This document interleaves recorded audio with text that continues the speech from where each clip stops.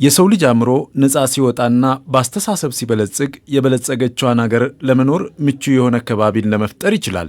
ጠቅላይ ሚኒስትር ዶክተር አብይ አህመድ ከቀናት በፊት ከኦቤን ጋር ባደረጉት ቃለ ምልልስ የኦሮሞ ሕዝብ በአእምሮም ሆነ በሌላ ነፃ መውጣቱን አስታከው ሲያነሱ ይህ ነፃነት ዛሬ ውብና ምቹ የሆነ ከተማን በመፍጠር ከባቢን ብሎም ሀገርን ወደ ማሳደግ እየተሻገረ መሆኑን ጠቁመዋል። ከዛሬ 5 እና 6 ዓመት በፊት የኦሮሚያ ክልል ከተሞች ለመኖር አይደለም ለማየት እንኳን የማይጋብዙ መሆናቸውን መለስ ብለው ያስታወሱት ጠቅላይ ሚኒስትሩ ዛሬ የአስተሳሰብ ለውጥ መፈጠሩ የከተሞችን የለውጥ ጉዞ እያፋጠነው እንደሚገኝ አንስተዋል። መጋል ኦሮሚያቹን ፈኪ ጡሪ ከ5 እና 6 ዓመታት በፊት የኦሮሚያ ከተሞች ምን እንደሚመስሉ ይታወቃል። መንገዶቻቸው ጠባብ፣ ለእግረኞች የማይመቹ ነበሩ። አንድ ከተማ እንኳን በጥሩ ልትጠቅስልኝ አትችልም። ሁሉም የቆሸሹ፣ ለመኖር የማይመቹ ነበሩ። ከእንደዚህ ያሉ ከተሞች ውስጥ ያደጉ ልጆች እንዴት ትልቅ ነገር መመኘትና መስራት ይችላሉ?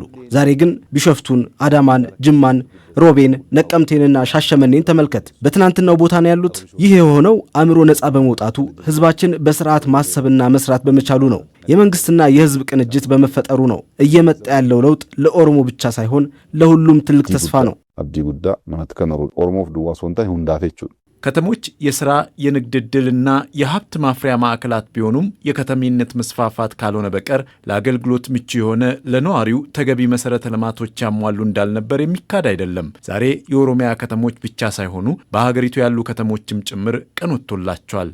አሁን ከእንቅልፍ የተነሳችበት ዘመን ነው። ይህ ዘመን የጅማ ዘመን ነው። ለምን መሰለ እንዲምልክ አብዛኛው የጅማ ማህበረሰብ ጥሩ ማህበረሰብ ነው ያለው። ጅማ ውስጥ ሁሉም ሰው ተዋዶ ተፈቃቅሎ የሚኖር ህብረተሰብ ነው ያለው። ጅማ በፍቅር የሚኖር ህዝብ ነው ያለው። ግን ሁሌ የከተማዋን ያለማደግ በሁሉም ህብረተሰብ ዘንድ ቁጭት ነበረ። የዛ ቁጭት ነው አሁን አዲስ ነገር እንድናይ ያደረገን። በተለይ ከለውጡ ጊዜ በኋላ ጅማ እንደ ታሪኳ ወደ ነበረችበት ስልጣኔ እንድትመለስ ወደ ነበረችበት የጥንት ስሟ እንድትመለስ እየተደረገ ነው ያለው። ከአዲስ አበባ የተቀሰቀሰው የከተሞችን የማዘመን ንቅናቄ አሁን ላይ የክልል ከተሞችን ገጽታ በስፋት እየቀየረው መጥቷል። ልማቱም የከተሞችን ውበት መጨመር ብቻ ሳይሆን ለነዋሪው ዘመናዊና ምቹ የመኖሪያ አካባቢንም ፈጥሯል። ደረጃቸውን የጠበቁ ሰፋፊ የእግረኛና የብስክሌት መንገዶች መገንባታቸው የዜጎችን ደህንነቱ የተጠበቀ እንቅስቃሴ ያረጋግጥ ሆኗል። ተአምራዊ ለውጥ ነው ማየው። እውነት በዚህ ሁኔታ ተለውጣ ማየቴ ለኔ በዚህ እድሜ ለኔ ትልቅ ተአምር ነው። ከተማው በገዜ ገጽታ አልነበረም ከዚህም በፊት የነበረው። መንገዱ የተበላሸ አሰራሩ ፕላን አልነበረውም። በ5 በ6 ዓመት ውስጥ ግን እንዲህ አይነት ለውጥ ማየት እውነት ለኔ ተአምር ነው። በአሁኑ ሰዓት በእርግጥ እንግዳው አይደለም። እኛም ራሳችን ወጥተን ስንገባ አዲስ ነው የሚሆንብን። ለምን ብዙ ነገሮችን አይተናል። የተለወጡ መንገዶችን አይተናል። የተለያየ ነገሮችን አይተናል። የኮሪደር ልማቱ ያስገኛቸው ዘመናዊ ቅርጾች፣ ፏፏቴዎችና የተዋቡ አደባባዮች ለከተሞች አዳዲስ መታወቂያ ከመስጠታቸው በላይ የቱሪዝምና የንግድ እንቅስቃሴዎችን አነቃቅተዋል። የኮሪደሩ አንዱ አካል ነው። ማለትም አዲስ አበባ የኮሪደር ልማት አልምቶ ነው ለኛ የሰጠን፣ እኛ አይደለም ያለማን።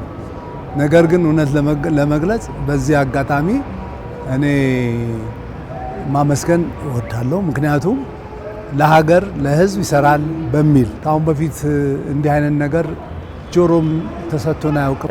በጣም ነው የተደነቅኩት። በዚህ አጋጣሚ በጣም ነው የሀገራችንን ይሄ አዲስ የኮሪደር ስራ በጣም ህዝብን ያስደመመ ነገር ነው። ለእኚህ እቃዎች ኢትዮጵያ ውስጥ ነው በብዛት የሚገኙትና ደስ ብሎኝ ነው።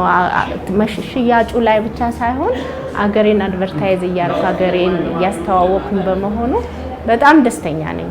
ይህ ከአዲስ አበባ የተሻገረው የኮሪደር ልማት የክልል ከተሞችን ደረጃ ከፍ በማድረጉ ነዋሪዎች በከተማቸው እንዲኮሩና ወደ ሌላ ቦታ ከመሄድ ይልቅ እዛው በከተማቸው ለመኖር ፍላጎታቸው እንዲጨምር አድርጓል። የከተሞች መዘመንና የኮሪደር ልማት ስራዎች ዋና ግባቸው ከተሞችን ዘመናዊ በማድረግ ለነዋሪው ቀልጣፋ የአገልግሎት አሰጣጥን መዘርጋት፣ ለኑሮ ምቹ ማድረግ እንደመሆኑ በቀጣዮቹ 5 ዓመታትም ስራው ተጠናክሮ እንደሚቀጥል ጠቅላይ ሚኒስትሩ በዚሁ አንስተዋል። መጋሎምሱን አከን ስለካሱ ዳያሌት ከተማን ማዘመን በውስጡ በርካታ ነገሮች አሉት። ቀልጣፋ የአገልግሎት አሰጣጥን፣ የተሻለ የመኖሪያ ቤት አቅርቦትን፣ ንጹህ ውሃን፣ የኤሌክትሪክ አገልግሎትን እንዲሁም በቂ መብራቶችን ማግኘት የሚያካትት ነው። ማህበረሰቡ በአቅራቢያው የትምህርትና የጤና አገልግሎት እንዲያገኝ፣ የስራ ዕድል እንዲፈጠርለትና አዳዲስ ፈጠራዎችን ማሳደግ የሚያስችል ምቹ ሁኔታ መፍጠር ነው። እነዚህን በሙሉ ለማግኘት የክልል ከተሞችን የማዘመን ስራ ተጠናክሮ ይቀጥላል። በሚቀጥሉት 5 ዓመታት ከአዲስ አበባ ውጭ የሚያማምሩ ከተሞች የሚኖሩን ይሆናል። አሁን የጀመርነው ከተሞችን የማዘመን ስራ